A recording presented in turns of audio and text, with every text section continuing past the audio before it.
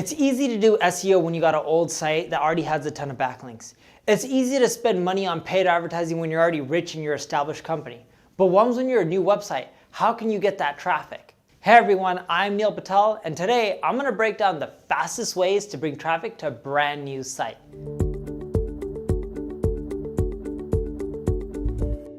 Before we get started, make sure you subscribe. And if you're on YouTube, click that alert notification. That way, when I create live videos, whether it's on Facebook, YouTube, LinkedIn, you'll all get notified. How many of you have a new website?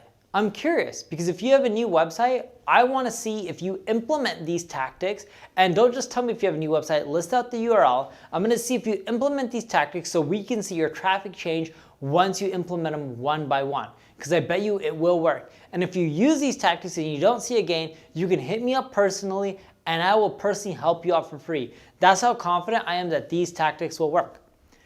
The first method I have for you is to partner with other content creators.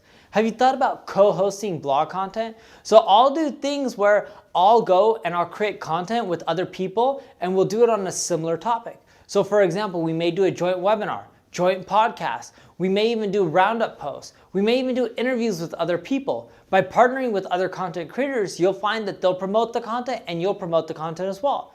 But you may be like, Neil, I don't have any traffic to my site. That's okay. That's why I also gave you options to interview people and do roundup posts, because people are always flattered to be interviewed. People are always flattered to be included in a roundup post. And you know what? When you include experts in these posts, what are they going to do when it gets published? They're going to share it. When they share it on their favorite social site, what happens? You get more traffic.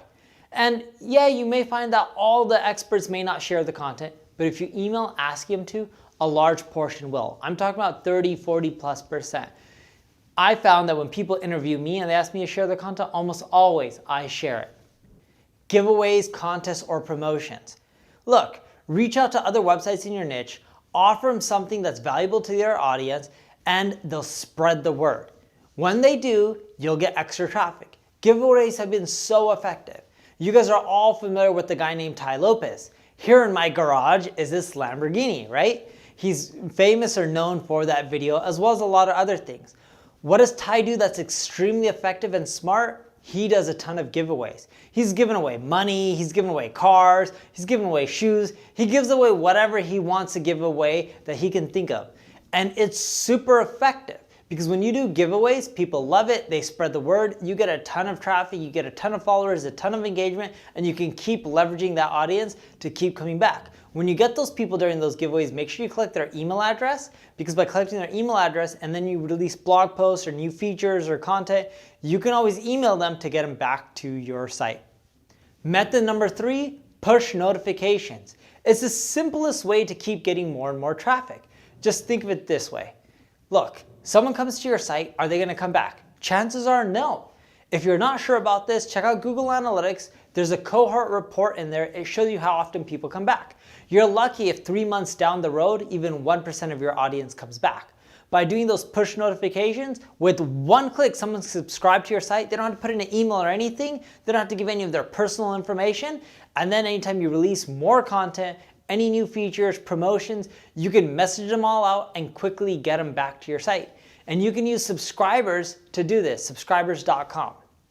The fourth thing you want to do, paid ads. And you may not have a big budget, that's okay. Did you know in many cases Google AdWords will give you $50 or $100 in free ad spend? Don't believe me, Google for it. You'll find a ton of offers and coupons like that. You can use that to get started. It'll give you a quick boost in traffic. Yes, those visitors may not convert into customers because you may not have enough time to run the optimal campaigns, but it's a great start. Just try that out. You'll get a quick boost of traffic. And you know what? If you get some sales, you can keep doing more and more of it over time.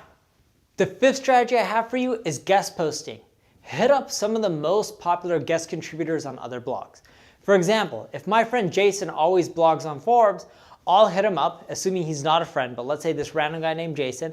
I would hit him up being like, Jason, I'm a huge fan of your work, love what you're doing, and then I would give him feedback and build that connection with him.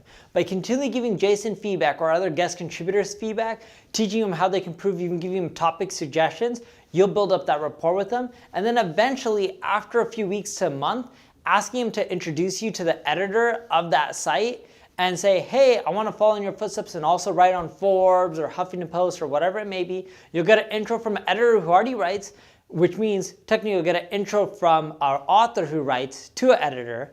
And what you'll find is that editor is more likely to respond and accept you because someone who already writes for them recommended you. Then when you write for them, if you link out to your site, make sure you no-follow the link. You don't want to use it as a link building tactic, but when you link out to your site and you no-follow it, you're not manipulating search engines, and at the same time, you'll get referral traffic from it. And the last method I have for you, comment on other blogs in your industry. Now, when you comment on these blogs, I'm not just saying leave stuff like, nice comment, good job. I'm talking about leaving detailed comments that provide readers with feedback. And when you leave a comment, right, and people are getting all this advice and feedback from you, when you leave that comment, you'll find that it's asking for your name and URL and comment.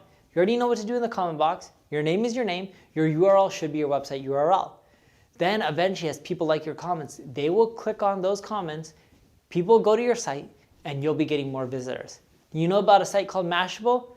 Pete Cashmore, the founder of Mashable, that's what he did when he first started off. That's how he grew that site in popularity. If you want more traffic to your site, you need help with your marketing, check out my ad agency, Neil Patel Digital. And if you enjoyed this video, like it, share it, tell other people about it. Thank you for watching.